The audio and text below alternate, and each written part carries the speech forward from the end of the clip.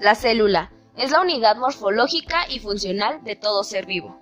Las células, como sistemas termodinámicos complejos, poseen una serie de elementos estructurales y funcionales comunes que posibilitan su supervivencia. No obstante, los distintos tipos de células presentan modificaciones de estas características comunes que permiten su especialización funcional.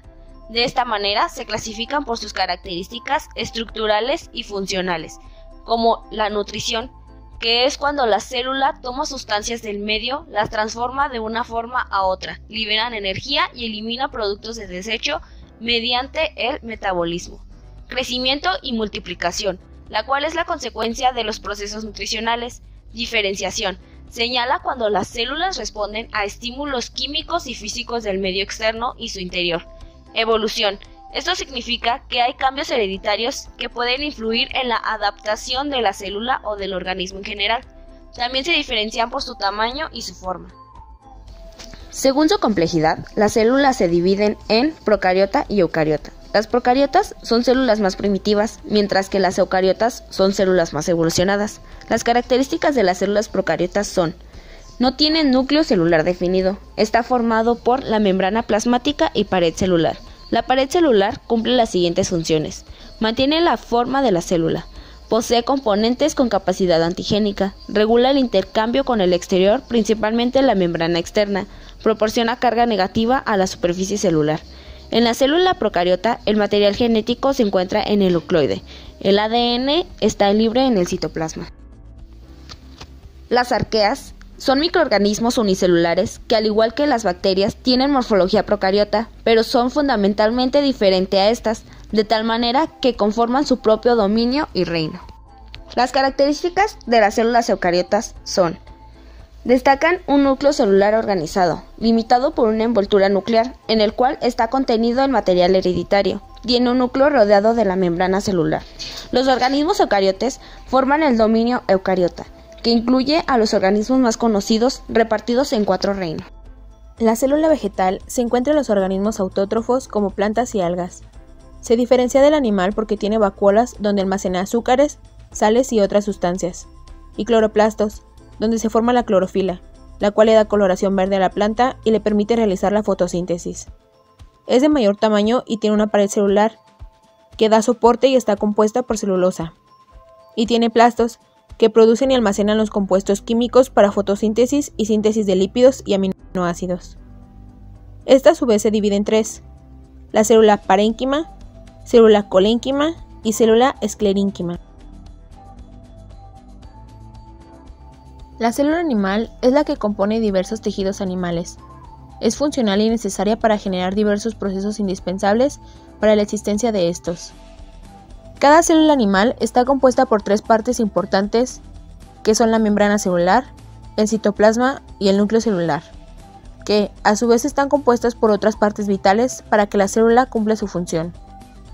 Su ADN se encuentra en el núcleo. Este junto a las proteínas forman la cromatina, que se condensa durante la división celular y genera cromosomas.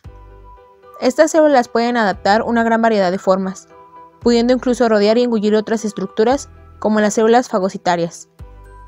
Se estima que hay 200 tipos de células que se pueden distinguir en el organismo.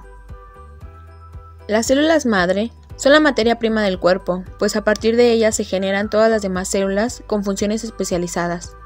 Bajo las condiciones adecuadas se pueden dividir para formar más células llamadas células hijas. Estas células hijas se convierten en nuevas células madre o en células especializadas con una función más específica, como las células sanguíneas, cerebrales, musculares u óseas.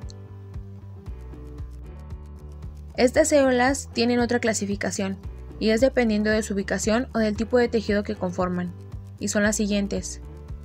Las células epiteliales pueden ser de forma cilíndrica, aplanada o cúbica.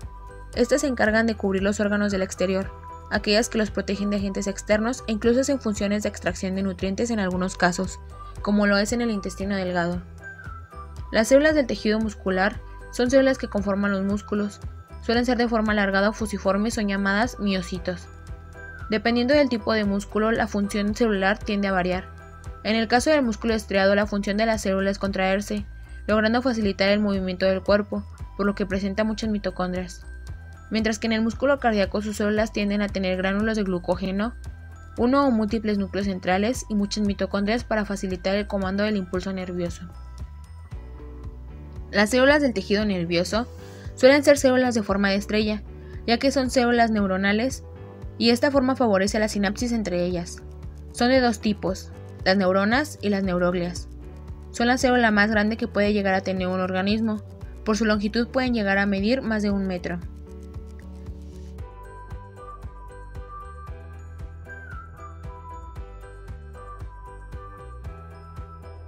Las células del tejido conjuntivo suelen ser las células con formas más diversas de todo el organismo, debido a que cumplen múltiples funciones.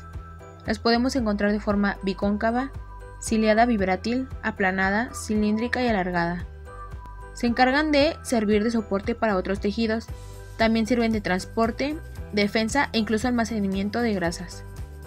Estas, dependiendo del tejido, reciben su nombre: tejido óseo, osteocitos; cartílagos, condrocitos; tejido adiposo, adipocitos. Las células sanguíneas, que son los leucocitos, glóbulos blancos, y eritrocitos, glóbulos rojos. Las células sanguíneas forman el paquete globular en la sangre. De estas células se distinguen dos: glóbulos rojos. Su función es transportar oxígeno a tejidos y órganos y el de eliminar dióxido de carbono. Y glóbulos blancos, que son parte del sistema inmunitario del cuerpo y ayudan a combatir enfermedades e infecciones. Estas a su vez se dividen en neutrófilos, eosinófilos, basófilos, monocitos y linfocitos. Continuando con la materia prima de todos estos tipos de células, la célula madre, podemos decir que se puede dividir en dos tipos: las células embrionarias y las células adultas. Las células madre embrionarias son pluripontes, lo que significa que pueden dividirse en más células madre o en cualquier otro tipo de célula. Las células madre adulta se encuentran en pequeñas cantidades en la mayoría de tejidos adultos, como la médula ósea. Estas tienen una capacidad más limitada para generar diferentes células del cuerpo. El interés de las células madre está en que puede ayudar a diversas cosas, como el aumentar la comprensión sobre cómo ocurren las enfermedades, probar nuevos medicamentos en cuanto a seguridad y eficacia, pues pueden probarlos en algunos tipos de célula madre. Y la más importante, generar células sanas para reemplazar células enfermas, que es la medicina regenerativa. Las células eucariotas, a su vez, se dividen en 4 tipos de células, que son Animalia, Plantae, Fungi y Protista. Las células fungi, en su mayoría, son similares a las células animales, con las excepciones siguientes. Tienen una pared hecha de quitina, menor definición entre células. Las células de los hongos superiores tienen separaciones porosas llamadas septos, que permiten el paso del citoplasma, organulos y a veces núcleos. Los hongos primitivos no tienen todas las divisiones y cada organismo. Las células protistas son las que tienen todos aquellos organismos eucariotes que no pueden clasificarse dentro de alguno de los otros 3 reinos. Algunos organismos protistas son conformados por una única célula que puede alcanzar tamaños macroscópicos. Yo les hablaré del tratamiento con reemplazo celular, ya que existe la posibilidad del cultivo celular y de órganos en el laboratorio con el propósito de reemplazar las partes dañadas del organismo. El trasplante de órganos es uno de los mayores logros de la medicina moderna. Sin embargo, como la mayoría ya sabe, esta práctica está demasiado limitada por la compatibilidad del donador con el receptor y viceversa. Para que una persona con el corazón o el hígado con insuficiencia, el trasplante de órgano es la mejor esperanza para sobrevivir, pero también es importante imaginar las posibilidades del cultivo celular de órganos en el laboratorio y usarlo para reemplazar solo la parte o partes dañadas de la función del mismo.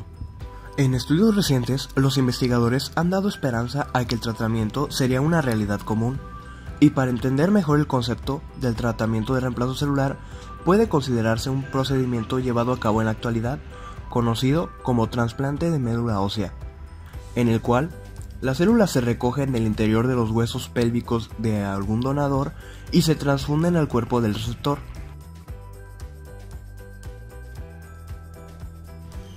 Los cuales son tipos de cáncer que afectan la naturaleza y el número de leucocitos. Para efectuar el procedimiento, el paciente se somete a niveles elevados de radiación o se trata con sustancias tóxicas y en dados casos ambas. Estos agentes destruyen a las células cancerígenas, pero también acaban con las células formadoras de células sanguíneas de los eritrocitos y leucocitos, y estas se reemplazan con células de la médula ósea trasplantada que proceden de un donador sano. La médula ósea puede regenerar el tejido sanguíneo del receptor del trasplante porque contiene un pequeño porcentaje de células que proliferan y restituyen el tejido de la médula ósea que produce la sangre del paciente.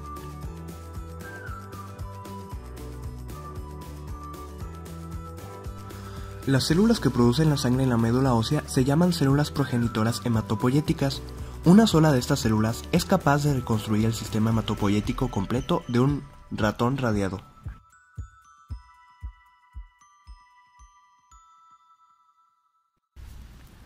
Ahora, las células progenitoras son definidas como células no diferenciadas, entre ellas son capaces de renovarse a sí mismas, son multipotenciales.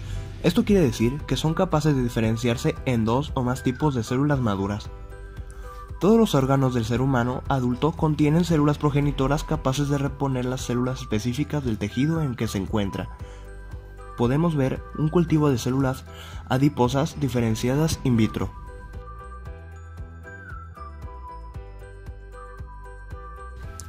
Las células progenitoras adultas son un sistema ideal para el tratamiento de sustitución celular, porque suelen aislarse de forma directa del paciente, hacerse crecer en medios de cultivo y de introducirse a pesar de que las células progenitoras adultas demuestran ser vulnerables para el tratamiento con sustitución celular. Los resultados clínicos son alentadores, por lo que se ha optado por usar células progenitoras embrionales aisladas de embriones muy jóvenes de mamíferos. Estas, a diferencia de las adultas, son capaces de diferenciarse en cualquier tipo de célula corporal. Se ha demostrado que este procedimiento del trasplante de células progenitoras embrionarias mejora la salud de los animales.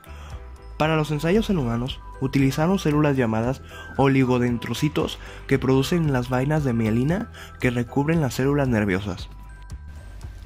Las células diferenciadas son capaces de formar un tipo de tumor benigno llamado teratoma, que podría contener diversos tejidos, incluidos cabellos y dientes.